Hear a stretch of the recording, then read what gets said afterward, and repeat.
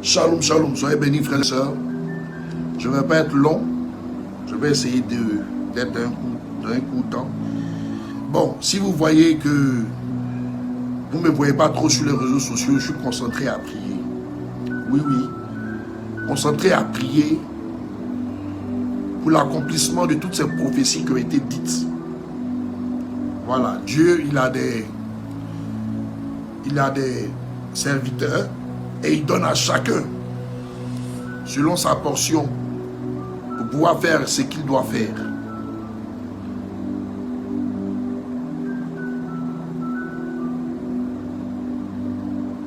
Un jour, quand la Côte d'Ivoire sera libérée, j'espère que vous allez rendre un hommage à tous ces prophètes que vous avez insultés, que vous avez attaqués, que vous avez agressés, à tous ces prophètes que vous avez voulu livrer à la vindicte populaire. Parce qu'au contraire de vous, Dieu nous a donné la force, la grâce, la puissance de se lever et de prier. Le diable est un menteur. Il a fait croire à certaines personnes qui sont présidents, à d'autres qu'ils sont députés, mais qu'eux-mêmes ils s'asseyent, qu'ils se regardent dans un miroir. Est-ce que vous êtes des députés? Est-ce qu'il y a un président en Côte d'Ivoire?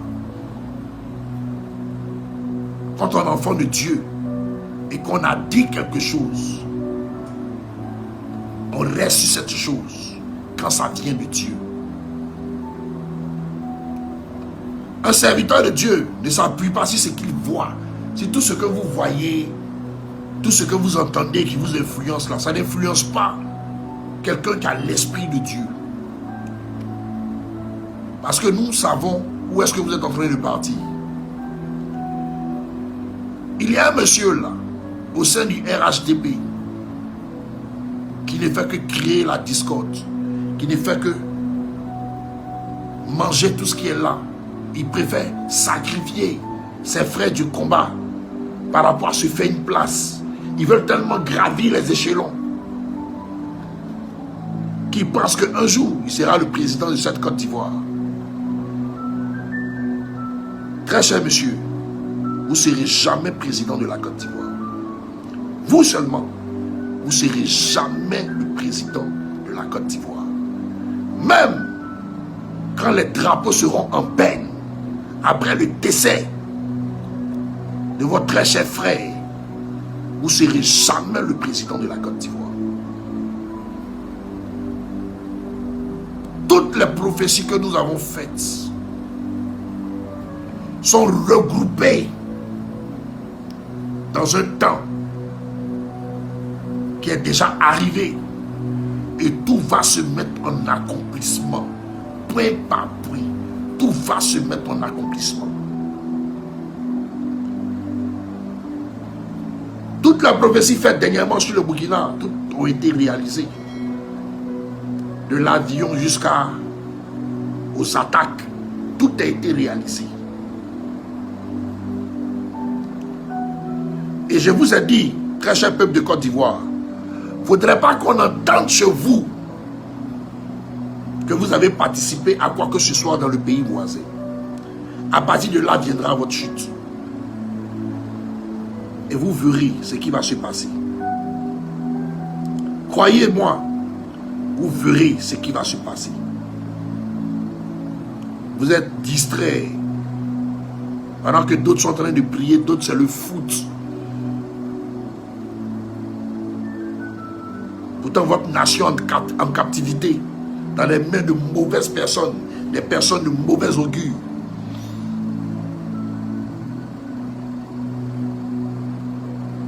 Tout va se réaliser. Tout ce qu'on a dit là va se réaliser. Même ces pasteurs vous a dit ils vont mourir là, ils vont mourir. Vous pouvez faire des sacrifices pour prolonger, mais un jour, il n'y aura pas de prolongement. Il n'y aura pas de doublure, il n'y aura pas de dribble.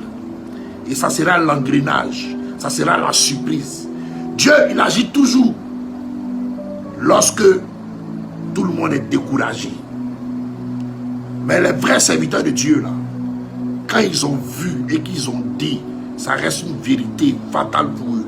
Ça ne change jamais. Et à force de prier dessus, elle vient en accomplissement. Je veux m'adresser à un frère, Didier Volcano. J'espère que tu vas bien depuis ta position.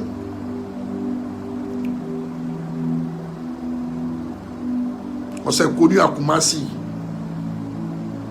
Quand tu étais derrière nous là-bas, nous on était vers Nanignon, BS. C'était le secteur. On s'est très bien connus par le passé. Peut-être que tu n'as pas t'en rappeler. Très cher frère, tu sais, quand tu veux faire ta politique, fais-la bien. Si M. Soro Guillaume veut faire ses coups d'État, qu'il vienne faire ses coups d'État.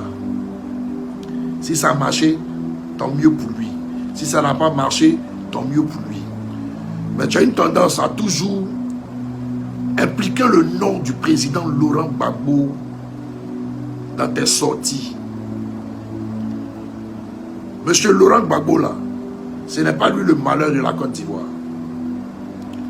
Le malheur de la Côte d'Ivoire là, comme on ne parle pas de ça, vous pensez que c'est parce qu'on ne voit pas. Mais le malheur de la Côte d'Ivoire, c'est bien ton patron, Soro Guillaume. Si. Vous le voyez en héros. Il n'est jamais un héros, parce que c'est un rebelle. Et Dieu ne va pas chasser un terroriste pour venir placer un autre terroriste. Qu'il vienne faire son coup d'état, que ça marche. S'il n'a pas pris les bonnes décisions pour se mettre à une place où il se fera pardonner par le peuple de Dieu,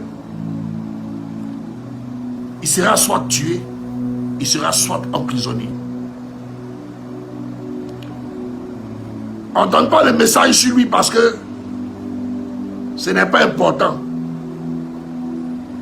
Mais tu as une manière de le glorifier ces temps-ci là, en cherchant à écraser l'homme qui a mené plus de combats sur la terre ivoirienne pour son peuple, en cherchant à le salir. Beaucoup verront cette vidéo et diront, mais celui-là même il dit quoi? Est-ce que lui-même là, il n'a pas parlé ici de la femme du président Gbagbo? J'ai parlé de la femme du président Gbagbo par l'Esprit de Dieu qui m'a dit de dire. Et la bouche de Dieu, c'est une bouche de vérité. Une bouche qui ne recule devant rien. Une bouche qui voit les anomalies qui nous empêchent d'avancer dans un combat. Quand il y a un mais, il te dit ici là, il y a un mais. Que vous m'acceptez, que vous ne m'acceptez pas, que vous m'aimez, que vous ne m'aimez pas, je m'en fiche. L'essentiel, je vis et le Seigneur m'aime. Je n'ai pas encore fait quelque chose qui va éloigner l'Esprit de Dieu de moi. Donc je suis fier de moi. Et je suis fier de tous les combats que je mène. Donc, Didier Volcano, ton patron que tu exhibes en vociférant avec le nom du président Laurent Gbagbo, il ne faut pas penser que c'est lui seul qui est garçon dans la nation. Parce que la mentalité des vrais hommes en Côte d'Ivoire est en train de changer. Et il y a des choses que nous n'allons plus accepter.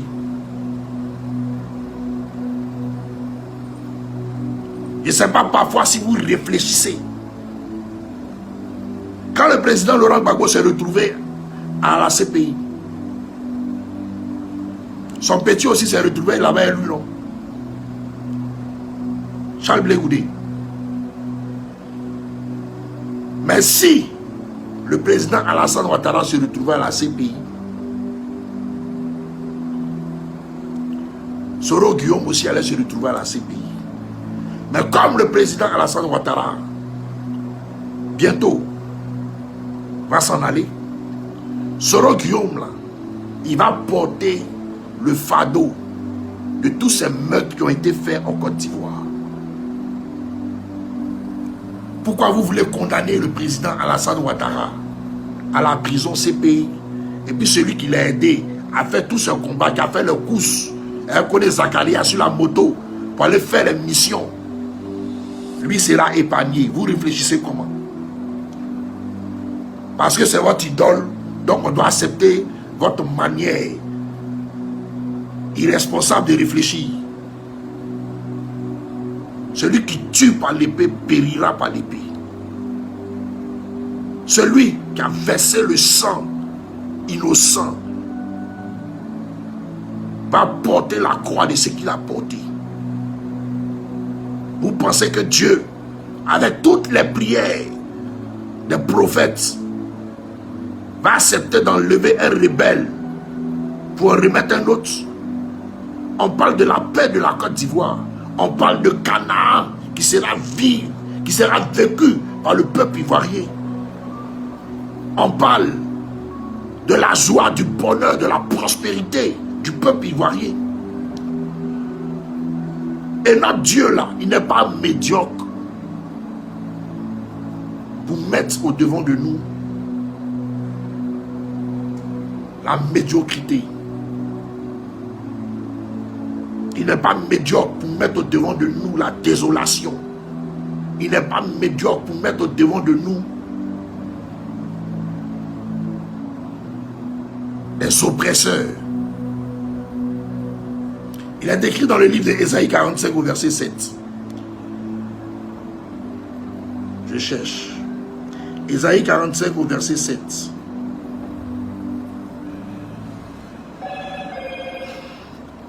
Ésaïe 45 au verset 7, il dit: je forme la lumière et je crée les ténèbres. Je donne la postérité et je crée l'adversité. Moi, l'Éternel, je fais toutes ces choses. Oui, Dieu fait toutes ces choses pour envoyer son peuple à pouvoir prier, pour envoyer son peuple à pouvoir le connaître, pour envoyer son peuple à pouvoir se rapprocher de lui. Parce que Canaan, dans notre Côte d'Ivoire, là, est déjà là, est déjà positionné.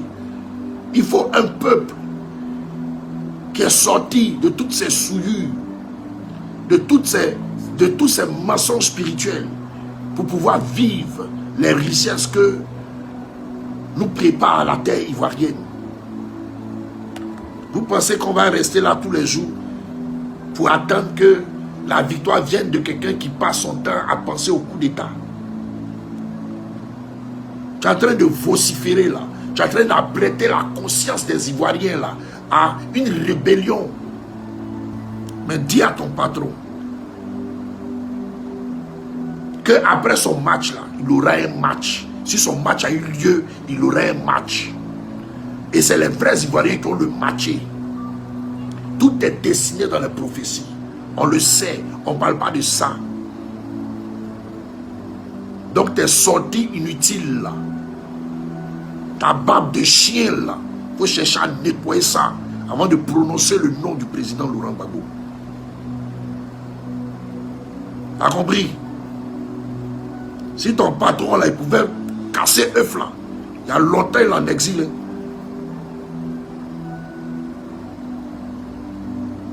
Le président Laurent Gbagbo là, toujours tu es en train de répéter qu'il a fait des échecs. Il a échoué, il a échoué. Mais lui, c'est pas un meurtrier. Lui, c'est pas un meurtrier. Dans les dossiers qui attendent dans la CPI là, Soro Guillaume doit partir répondre de ses actes. Je ne voulais pas parler de ce monsieur, mais tu fais que je suis en train de parler de lui. Il doit aller répondre de ses actes. Quand Soro Guillaume va finir de tuer Makoso Camille là, il va aller répondre de ses actes. Tu sais pas ça? Tu sais pas ça?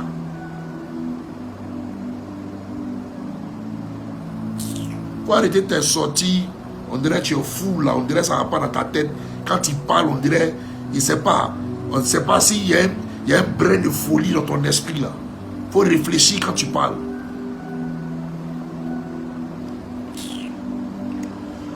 Ok, j'avais écrit dernièrement sur les réseaux sociaux que je voulais m'adresser au secte du président Ibrahim Traoré. J'ai vu les commentaires de plein de personnes. Mais quand moi je fais mes choses, les gens prennent, ils sont mettre sur YouTube. Ils voient les commentaires des gens qui me traitent de tu n'as pas honte, c'est l'escroquerie, c'est ceci, c'est cela. Vous pensez qu'on a les mêmes mentalités. Vous pensez que si quelqu'un n'a pas de conscience. Très cher président Ibrahim Traoré, ce que je veux vous dire là, c'est même pas une prophétie. Vrai que j'ai prophétisé des choses sur le Burkina qui se sont réalisées, mais ce que je veux vous dire là, ce n'est pas une prophétie. Ce que je veux vous dire là, c'est réel et c'est imminent. Parce que j'ai vu, j'ai entendu et j'ai des preuves de tout ce que je veux vous dire. Si je veux dire ça sur les réseaux sociaux, peut-être dans 2-3 jours, ils vont trouver mon corps dans les rues. Je me dis fort, mais je suis un homme comme tout autre. Voilà, on peut aussi m'ôter la vie. C'est juste pour vous sauver de quelque chose. Je vais vous donner un seul nom. Quand je vais vous donner ce nom, quand quelqu'un de votre entourage va rentrer en contact avec moi, vous allez savoir que je suis dans la vérité. Et ce que je vais vous dire là, c'est tellement lisible et clair. Et que vous allez comprendre que ce que je vais vous dire, c'est pour vous sauver la vie. Voilà. Je peux même vous donner des idées pour éviter ce qui est en train de venir vers vous. Mais ce que je suis en train de vous dire, il y a encore des gens qui se préparent farouchement à venir vers vous. C'est tout ce que je peux vous dire pour l'instant. Si vous voulez mon numéro WhatsApp, je vais vous envoyer ça. Quelqu'un me joue en inbox. Et peut-être même que je ne vais pas le faire sur mon téléphone. Je sais de quoi je parle. Maintenant,